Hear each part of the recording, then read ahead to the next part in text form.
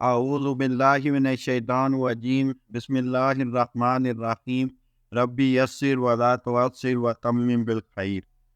آج میں چنگیز خان کے زندگی کے حوالے سے بات کروں گا۔ 13ویں صدی عیسوی کے آغاز میں شمال مغربی ایشیا کے جو صحرا اور چراگاہوں سے ایک ایسا طوفان اٹھا جس نے ساری دنیا کی بنیادوں کو ہلا کر رکھ دیا۔ اب چنگیز خان کی سفاکیت پر سوار منگول موت اور تباہی دنیا کے لیے ثابت ہوئے، اور وہ دیکھتے ہی دیکھتے شہر جو ہے وہ اور علاقے کے علاقے اور ملک کے ملک جو ہے وہ ان کے آگے سرنگو ہوتے چلے گئے اور وہ وہاں پہ قبضہ جماتے چلے گئے۔ میں چند اشروں کے اندر اندر خون کی ہولی کھیلتے اور کھوپڑیوں کے مینار بناتے، ہنستے بستے شہروں کی راکھ اڑاتے چنگیز خان کے جرنیل جو ہیں وہ بیجنگ سے ماسکو تک پھیلی ہوئی دنیا کی تاریخ کی ایک سب سے بڑی متصل سلطنت کے مالک بن گئے۔ اپنے عروج کے دور میں منگول سلطنت 3 کروڑ مربع کلومیٹر پر پھیلی ہوئی تھی۔ آج اس علاقے کی کل آبادی 3 ارب نفوس پر مشتمل ہے۔ لیکن چنگیز خان کی کامیابیاں صرف میدان جنگ تک محدود نہیں تھی، ایک اور میدان میں بھی اس کی فتوحات اتنی ہی حیرت انگیز ہیں۔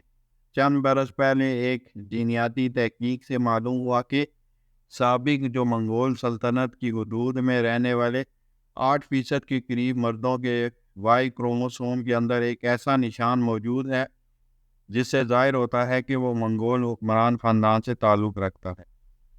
اس تحقیق سے یہ نتیجہ نکلتا ہے کہ دنیا میں تقریباً 1 کروڑ 60 لاکھ مرد یا دنیا کے مردوں کی کل تعداد کا 0.5% ایسے ہیں جن کے خون کا رشتہ اوپر جا کر کہیں نہ کہیں چنگیز خان سے جا ملتا ہے۔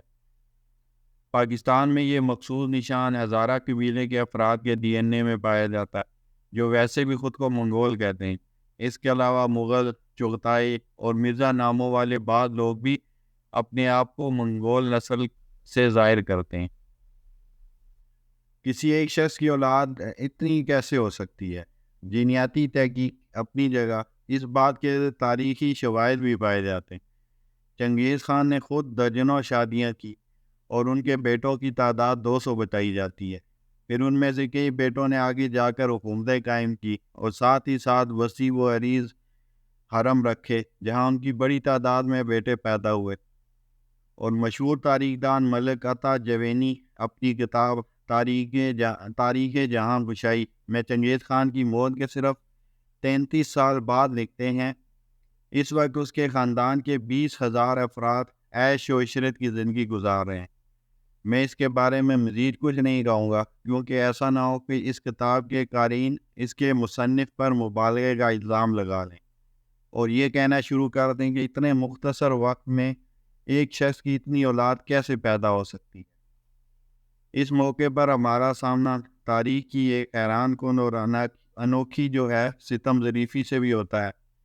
جب چنگیز خان کی عمر 60 برس سے تجاوز کر گئی تو انہوں نے اپنے خیمے میں اپنی پہلی بیوی اور ملکہ عالیہ بورتا خاتون کے بطن سے پیدا ہونے والے 4 بیٹوں جوچی، اوغدائی، چغتائی اور تولی پر مشتمل خصوصی مجلس کارلدائی بلوائی جس میں ان کے جانشین کے نام کا فیصلہ ہونا تھا۔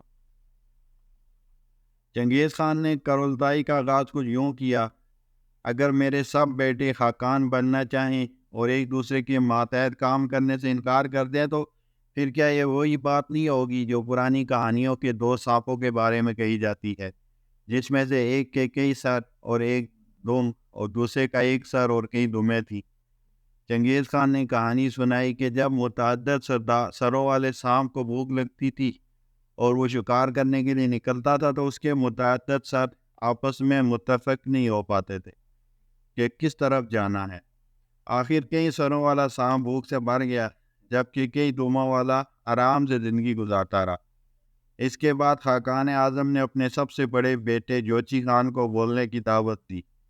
کٹر منگول حفظ مراتب کے مطابق پہلے بولنے کا حق دینے کا مطلب یہ تھا کہ باقی بھائی جوچی کی اولیت قبول کر لیں۔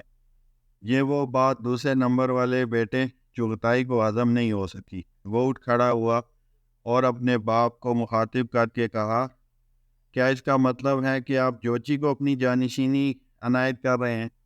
ہم کسی مرکز کی ناجائز اولاد کو اپنا سربراہ کیسے مان سکتے ہیں؟ چغتائی کا اشارہ 40 برس پرانے اس ایک واقعے کی طرف تھا جب بوتا خاتون کو چنگیز کے جو مخالف قبیلے والے تھے مرکز نے اغوا کر لیا تھا۔ بوتا 1161 میں اولخون قبیلے میں پیدا ہوئی تھی جو تیموجن چنگیز خان کا اصل نام کے بوجیگن قبیلے کا حلیف تھا۔ ان دونوں قبیلوں کی دونوں کی بچپن ہی میں منگنی ہو گئی تھی، جبکہ شادی اس وقت ہوئی جب بوتا کی عمر 17 اور چنگیز کی عمر 16 برس تھی۔ بوتا کو سمور کی پوستین بطور جہیز دی گئی۔ شادی کے چند ہی دن بعد مرکز قبیلے نے جوڑے کے قبیلے پر دعویٰ بول دیا۔ تیموجن اپنے 6 کم عمر بھائیوں اور ماں سمیت فرار ہونے میں کامیاب ہو گیا، تاہم اس کی دلہن پیچھے ہی رہ گئی۔ مرکز اصل میں بورتا ہی کے لیے آئے تھے۔ کہانی کو یوں ہے کہ تیموجن کی ماں بولن مرکز قبیلے سے تعلق رکھتی تھی اور اسے تیموجن کے باپ نے اغوا کر کے اپنی بیوی بنا لیا۔ مرکز برسوں بعد بھی اس بات کو بھلا نہیں پائے تھے اور اب وہ بورتا کو اٹھا کر بولن کا بدلہ لینا چاہتے تھے۔ بورتا ایک بیل گاڑی میں چھپ گئی، لیکن مرکزوں نے اسے ڈھونڈ نکالا اور گھوڑے پر ڈال کر ساتھ لے گئے۔ تیموجن نے اپنی دلہن کی بازیابی کی کوششیں جاری رکھی۔ خانہ بدوش مرکز قبیلہ وسطی ایشیا کی ہزاروں میل کے رقبے پر پھیلی چراگاہوں میں جہاں جا جاتا، تیموجن کچھ فاصلے سے ان کے پیچھے پیچھے ہوتا تھا۔ اس دوران اس نے ادھر ادھر سے ساتھی بھی اکٹھے کرنا شروع کر دیے۔ اس کا ایک اور مشہور ہے کہ مرکزوں نے صرف میرا خیمہ ہی سونا نہیں کیا بلکہ سینہ چیر کر میرا دل بھی نکال لے گئے ہیں۔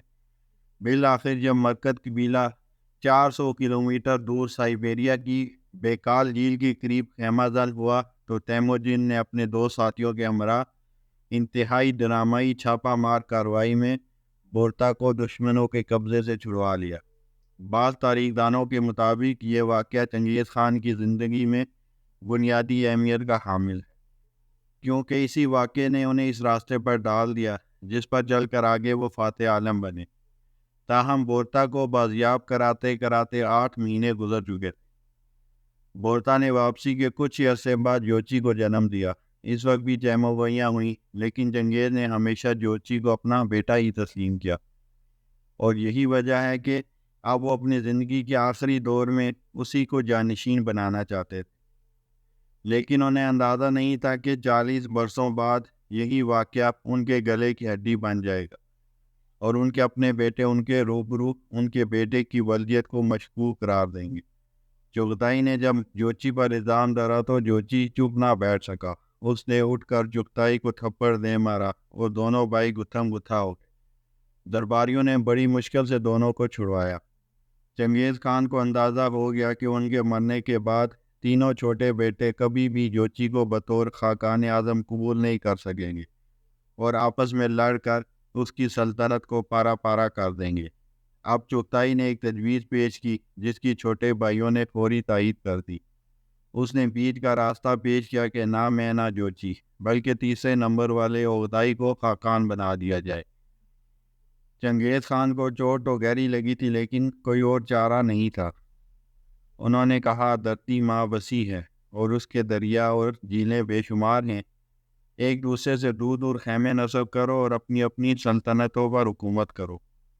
اب یہ تاریخ کی عجیب ستم و ظریفی ہے کہ آج جس شخص کی اولاد کروڑوں میں بتائی جا رہی ہے، اس کے اپنے بیٹوں نے اس کے منہ پر اس کے مقرر کردہ ولی عہد کو اس کا بیٹا ماننے سے انکار کر دیا۔ 18 اگست 1227 کو آخری سانسیں لیتے وقت شاید چنگیز خان کو سب سے زیادہ دکھ اسی بات کا رہا ہوگا۔ وآخر دعوانا الحمد للہ رب العالمین۔